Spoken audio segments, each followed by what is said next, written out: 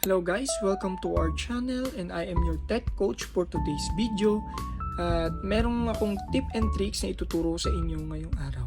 Alam nyo ba na kaya natin gumawa ng sariling kuryente? Oo, tama. Kaya natin gumawa ng isang kuryente gamit lamang ang ating portable power station. Siguro naman ay narinig nyo na ba ang portable power station? At kung hindi man ay ang portable power station ay ito yung mga pwede nating pagsaksakan ng ating mga gadget o appliances ay malayo man sa bahay na kung saan pwede tayong mag-camping o bilang adventurous na tao gusto nating gumala sa mga bulubundukin at kung saan man lugar na hindi pa na-explore ng iba. Ngunit ang problema, wala tayong pag-charge dyan, wala tayong pwedeng gawing ilaw, wala tayong pwedeng pagsaksakan ng ating mga ibang necessity, okay? Pero hindi na problema yan dahil meron tayong ituturo ngayon for today's video kung paano gumawa ng isang DIY portable power station na kung saan masulit pa at affordable sa ating mga bulsa na presyong makamasa. Kumpara sa mga nabibili o na market na sa iba't ibang online platform na kung saan sila ay overpriced, hindi pa gumagamit ng pure sine wave inverters and yung battery nila is not safe na kumpara sa ating gagamitin na battery for today's video. Okay, rin kayo sa mga consumers ng kuryente na kung saan gusto lamang makatipid at lalo na ngayon na papalapit na ang summer season na kung saan gamit lamang ang isang solar panel ay maaari na tayong mag-charge o i-charge ang ating portable power station dahil ang portable power station natin ay may built-in MPPT din na gagawin natin sa panibagong video. Kaya don't worry sa mga bagay na hindi mo kontrolado dahil may mga bagay naman na kaya nating kontrolin. Huwag lang basta-basta magrereklamo dahil may mga bagay talaga na kailangan natin ng solusyon, hindi ng reklamo. Gaya ng nangyayari sa ating ekonomiya ngayon, kung sabi nga nila, kung di man natin mabago ang ating ekonomiya, mabago man lang natin ang ating sariling filosofiya. Sopiya na siyang magkakaisa sa ating lahat kapag tayo ay nagkaroon na ng sarili nating self-growth o self-awareness sa mga nangyayari sa ating paligid. So, malalim na topic yan, pero let's go back to our power station. Step 1. Okay, first step, ito ay ating mga lithium phosphate or LiFePO4 batteries na kung saan sa kada isang cell ay may 15Ah 3.2 volts DC. Ito ay ang ating gagamitin sa ating power station na gagawin dahil kumpara ito sa mga lithium ion na kung saan sumasabog at kapag ito ay talagang hindi na gawa ng maayos o na battery pack ng maayos, may chances talaga na magkaroon ng failure sa isang battery pack.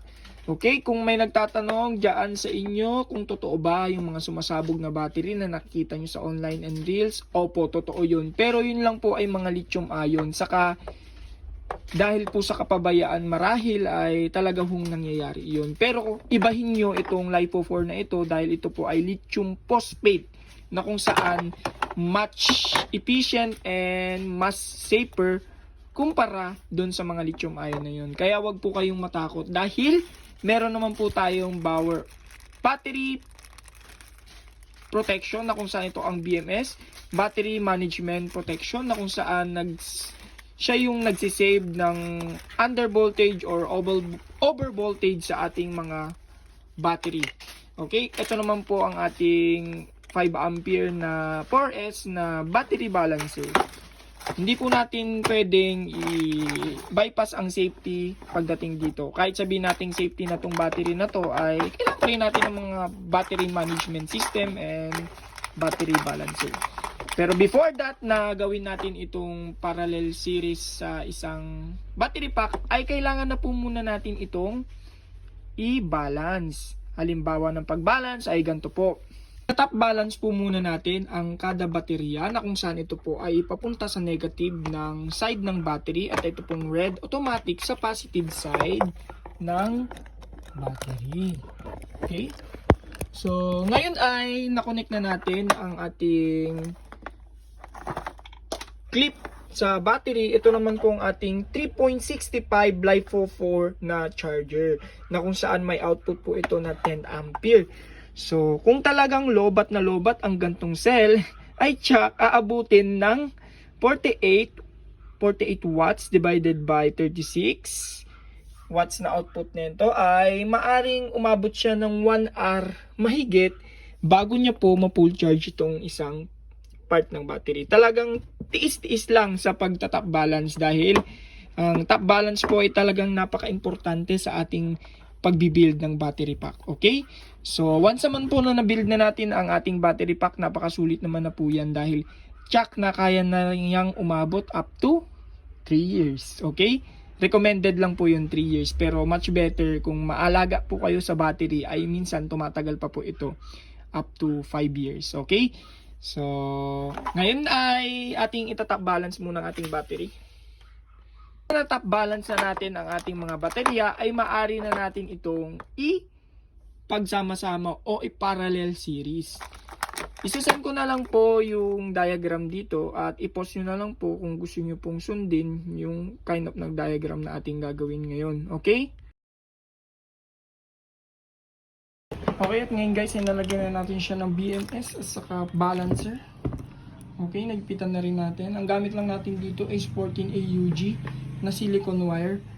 O, kaya lang naman nito ang mag-supply ng mga watts na minimum of 300 watts para maiwasan lang natin yung maagang pag-init ng mga wire. Although ito lang naman ay small battery ball, kaya lang naman itong dapat paanda rin ay mga minimal load lang. 3 electric fan, 5 electric fan.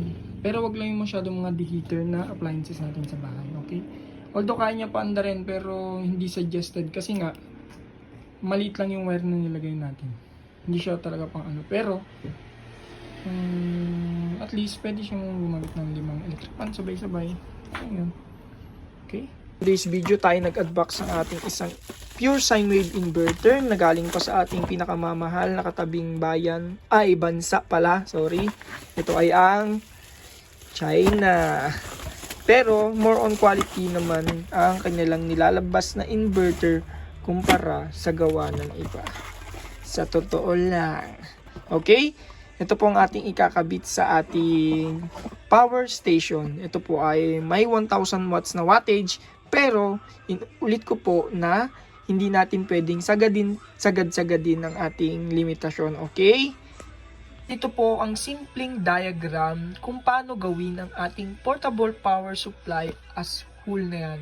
Ipopost ko na lang po dito ng isang picture ng mismong diagram para ipost nyo na lang po kung gusto nyo pong sundan. Okay?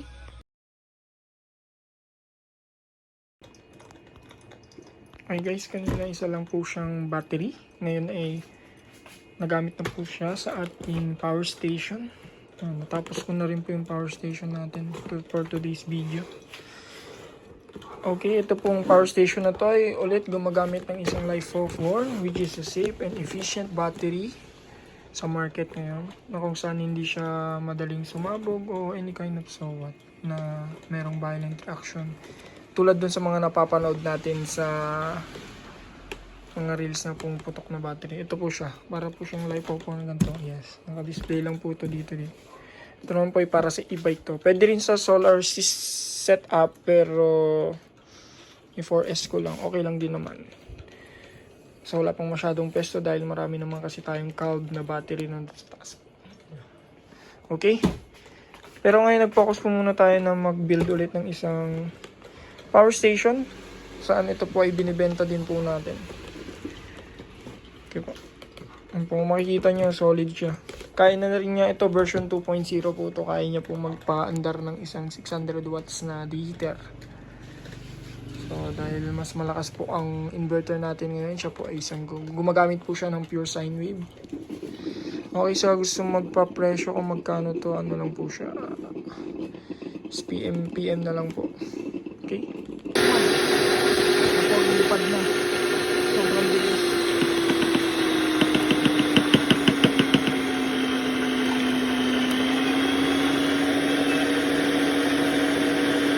Ibang klase po talaga ang LiFePO4. Sobrang lakas po yung nakapit natin LiFePO4 na bago.